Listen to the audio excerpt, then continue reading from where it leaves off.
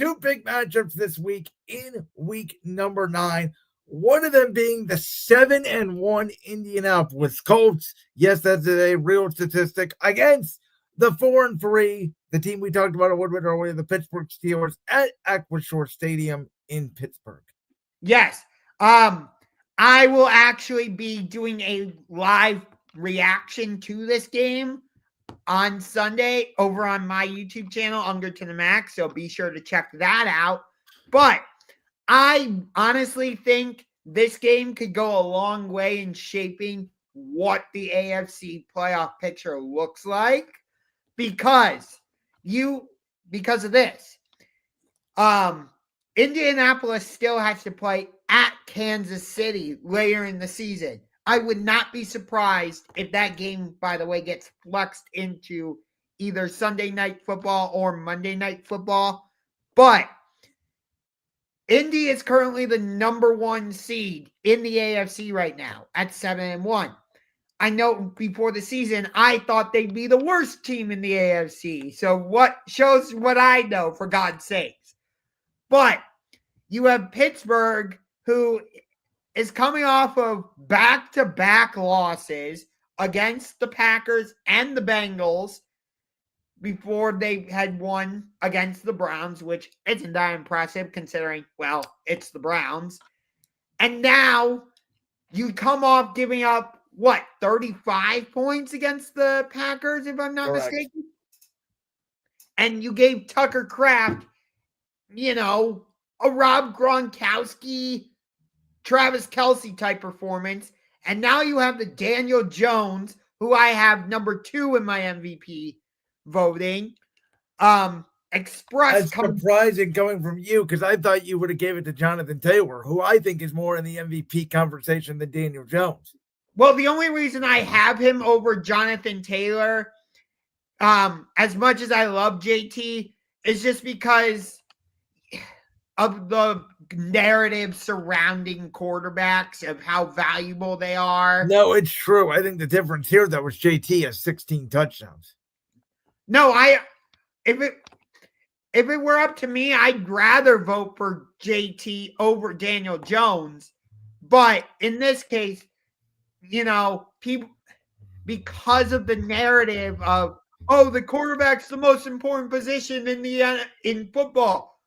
By default, it has to go to Daniel Jones first, then Jonathan Taylor. By the way, I have Jordan Love number 4 in my MVP standings, followed by Matt Stafford at number 5. So here's the thing for me. I think the Colts are the 3rd best team in the AFC.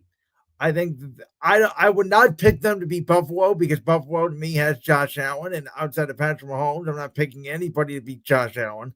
And I would not pick them to go into Kansas City. I think Indy is probably another receiver and maybe another corner away.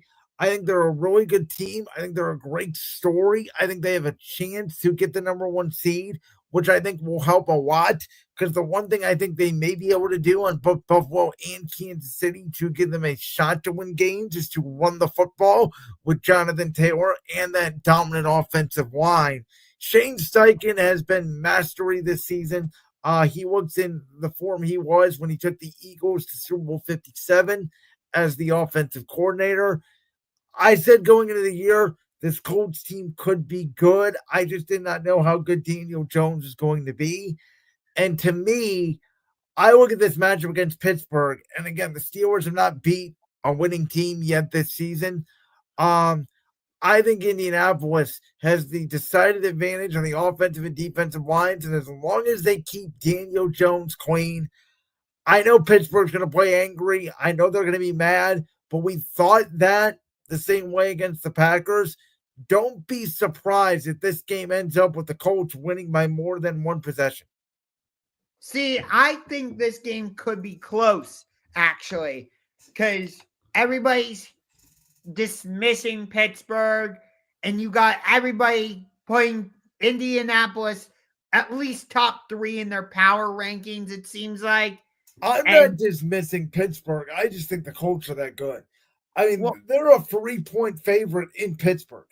I'm not saying you are dismissing Pittsburgh. It just seems like most people are now dismissing Pittsburgh, especially because it sounds like Lamar's going to play on Thursday against the Dolphins. And also, you know what's crazy about that? The Ravens at 1-1-5, where they were last week when they beat the Bears with Snoop Huntley, at 2-5 right now. They are 2 games back of the Steelers in the AFC North. And Vegas, we talked about the betting odds with it earlier and what you look at.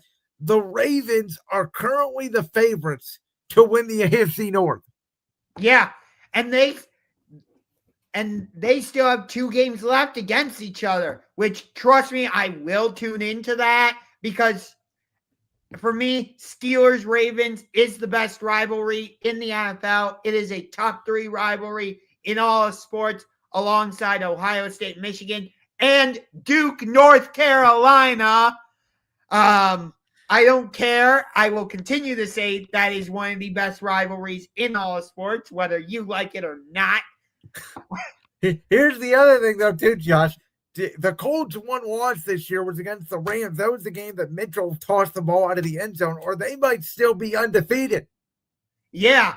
But I think this is going to be a really interesting game. Like I said, I think it could have a major impact on how the AFC playoff picture shapes up. Because if Pittsburgh falls to 4-4 and Baltimore wins to get to 3-5, they're right back in the mix to win the division.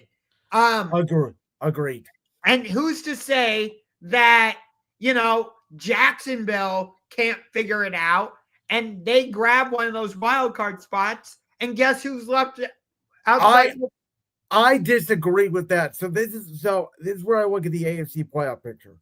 In my opinion, the AFC West is going to have 3 teams come out of it. Whoever wins the division and the 2 that don't will be wild cards. And I think that the AFC East is going to have Buffalo or New England. That's a wild card, whoever doesn't win that division.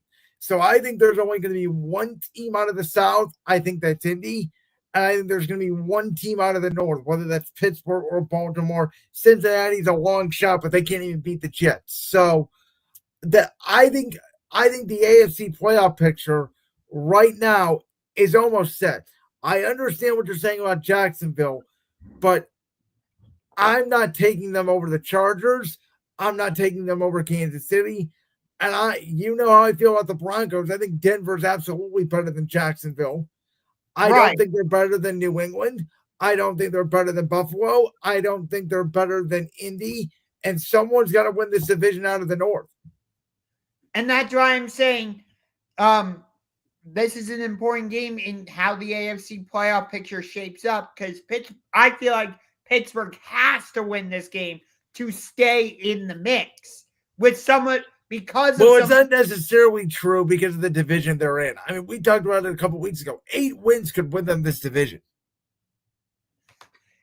If they win this division with 8 wins, well, that would snap their 10-win streak, or not. They're over 500 streak. Yes, which would be really weird, but it would be they get a home playoff game against probably Denver or the Chargers, if I had to guess. Didn't Seattle do that a couple years ago where they won the division? And they won it at 7-9, and then they beat the Saints. That was the Marshawn Lynch game a long time ago. That's what I thought. Okay. We got to get to the big one, though. 4:25 on CBS. There's really no need to even go over this. All you football fans know what Chiefs Bills means at this point. It will be nationally televised on 100% of the country, so everybody's going to see it, regardless if you get a 4 o'clock game on Fox or not. I think, to be honest with you, if you're Buffalo, this may sound weird, you might want to lose this game, because I think the winner of this game is probably going to lose when they meet up again. I think the Patriots are a great story. They're better than what I thought. But in the playoffs, when push comes to shove, again, I would not be surprised if these 2 teams meet up again in the AFC Championship game. And Kansas City is playing at their all-time high right now. They're playing really good. Obviously, Buffalo got back to it, defeating Carolina this past weekend. But Josh Allen can make all the plays he wants in the regular season. I don't care whether the Bills win this game or not. I care about January 25th when either they have to host Kansas City or they go to Kansas City. Can they beat them in the playoffs? Well, it hasn't mattered if they've played in Kansas City or in Buffalo. Mahomes has gotten the better of him every time they've played each other in the playoffs. That's what I'm saying. So to me, this game, to be honest with you, for both teams, you could say it's a big game and it's their rival and all that. It doesn't really mean much to either side. It may mean more to Kansas City because of the division they're in, because while New England has an easy schedule, they got to play Buffalo again. And I think Buffalo could still win the division if they lose. Kansas City, it's going to be, I think, tougher with the Chargers and Broncos in there battling in the AFC West. And I think Kansas City probably wants home field advantage more than Buffalo. But I don't know. I mean, I can't wait to watch it. But at the end of the day, it's going to be like, okay, these guys play. It's going to be a great game. When's the next one going to be? So here's my thing. I think this game's more important for Kansas City because if I'm not mistaken, are they at Denver next week? I believe they have a bye and then they go to Denver. Okay.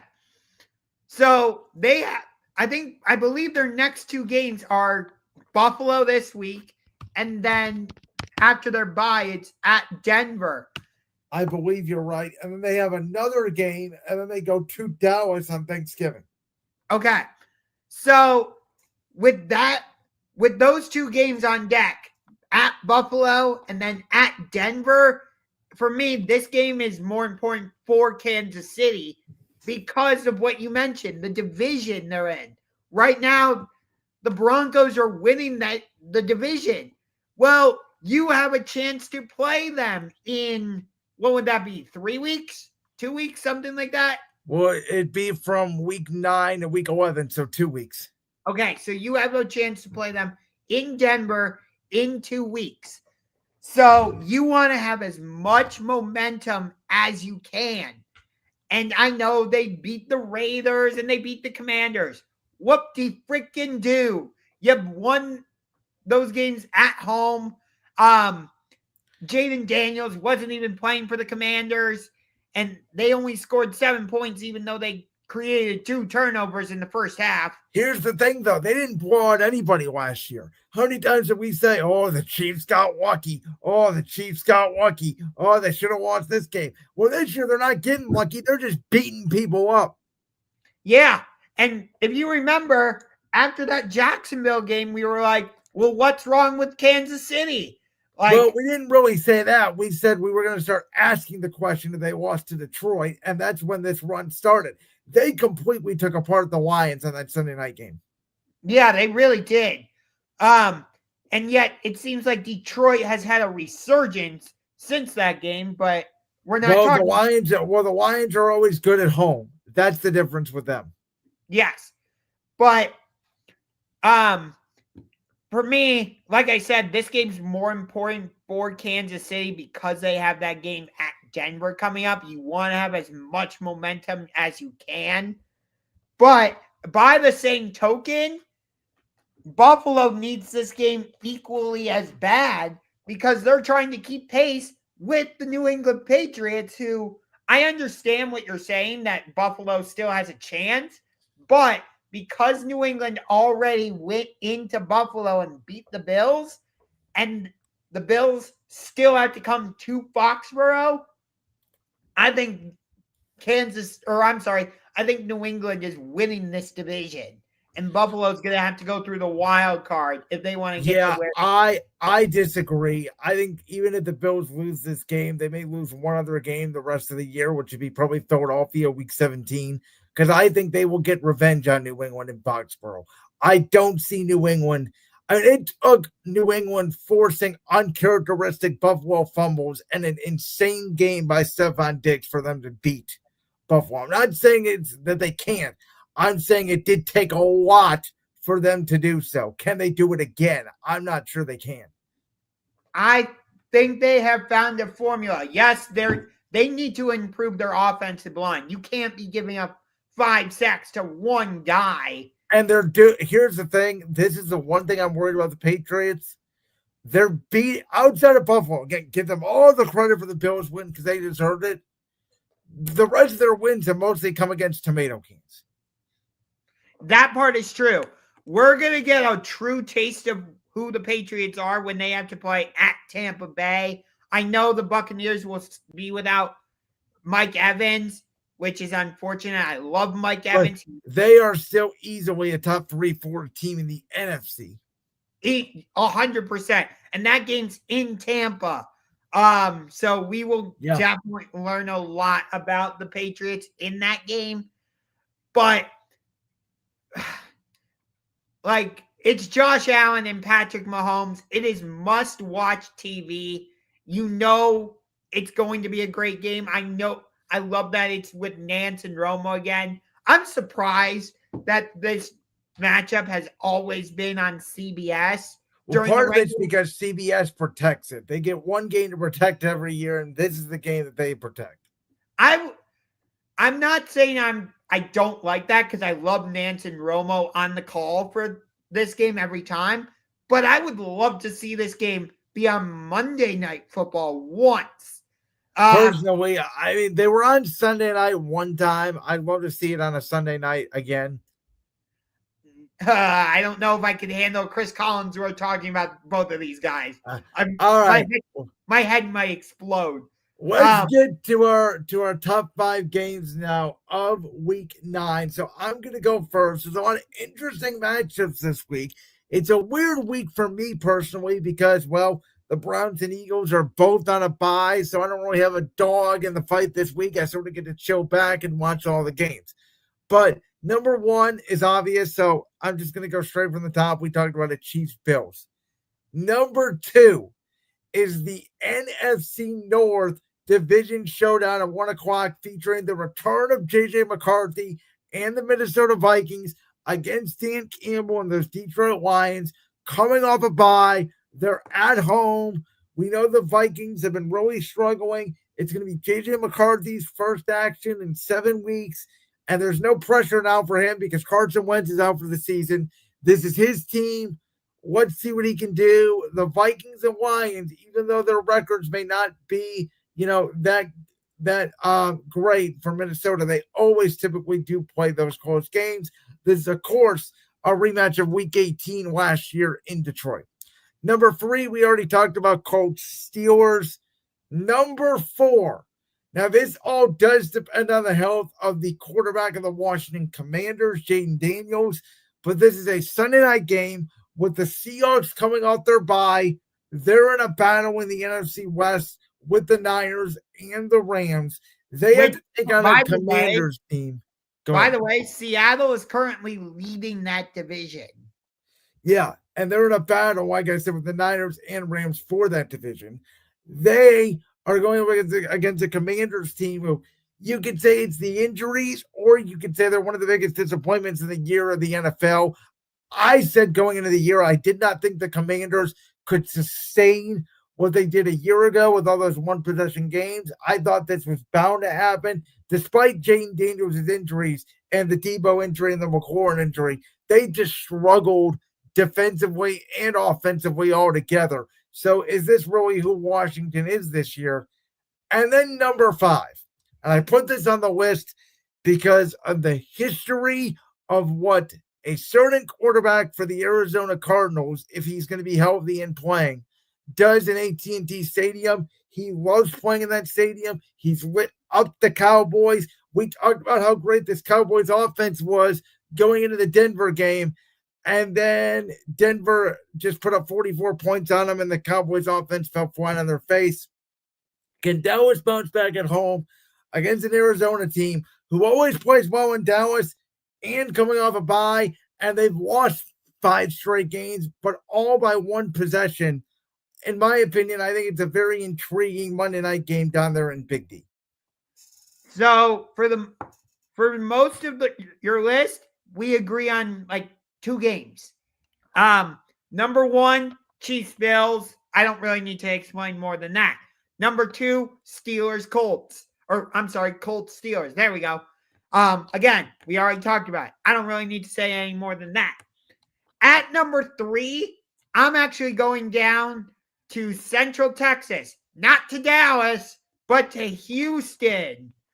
Because you got the Texans, who maybe they found their offense last week against San Francisco. Maybe.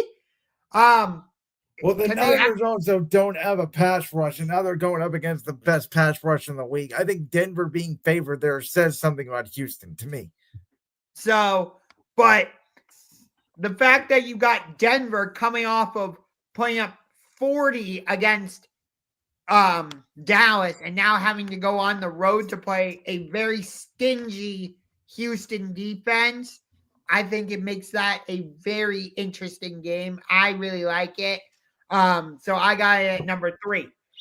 Number 4, I'm so mad about this team because I actually thought they could beat the Bills at home this past week. I even told you it would be a trap game for Buffalo. I really believed in what they were doing. You know, they had the game-winning field goal against Dallas at home. They go on the road. They beat the Jets the week after in a very sloppy game. And I'm like, okay, this team could factor into the NFC playoff picture, maybe as a wild card. And then they go and get absolutely stomped at home by the Buffalo Bills. Would it have made a difference if Bryce Young was playing? I don't know. Of course, I am referring to the Carolina Panthers. They are going on the road to Lambeau Field to take on the Green Bay Packers. The Packers, of course, as we talked about, went into Pittsburgh and absolutely beat the brakes off the Pittsburgh Steelers. So it's an interesting place where these two teams are coming from. And my biggest question is, can Carolina find that mojo again on the road against a very difficult Packers defense? They haven't been good on the road all year. That's my thing. If this game was in Carolina, I think it'd be a different story. So I'm very interested in this game. And then at number 5, this is the other game we agree with. Actually, no, we don't. Because even though they just got whooped by the Miami Dolphins at home, I can't figure out this team because they beat the Buffalo Bills on Sunday Night Football with Michael Penix. What was it? Back in week 2, they put on a defensive masterpiece in Minnesota against the Vikings. And you're like, okay, this team has figured it out. And then you're at home against a terrible defense. I thought Bijan Robinson was going to hit his head on the goalpost like 5 or 6 times. And you lose against Tua and the dumpster fire known as the Miami Dolphins. And even though you didn't have Michael Penix, that's why you kept Kirk Cousins, and you didn't have Drake London. I get it, but you put up 3 points at home against that defense? Yes. What? Yeah, I don't get it. And then on the other side, you got the New England Patriots, who I believe have won now 5 in a row. And they are at home again to host the Falcons. And of course, when you have Falcons, Patriots, what's the number one thing that's going to come up? 28-3. But you talked about it. You don't fully trust the Patriots because most of their wins have come against tomato cans. And I understand that. But for me, I have Drake May number 1 on my MVP ballot right now. If I had a vote, I wouldn't even hesitate. It would go right to Drake May. But I love what they're doing with Hunter Henry. They seem to be using Travion Henderson more in the run game alongside. Barely. Yes. It's more so Ramondre Stevenson, which I don't understand because he still has his fumble. I thought Henderson would at least get catches once the Antonio Gibson injury happened, and they're not using him in the receiving game at all. That I don't understand. Yeah.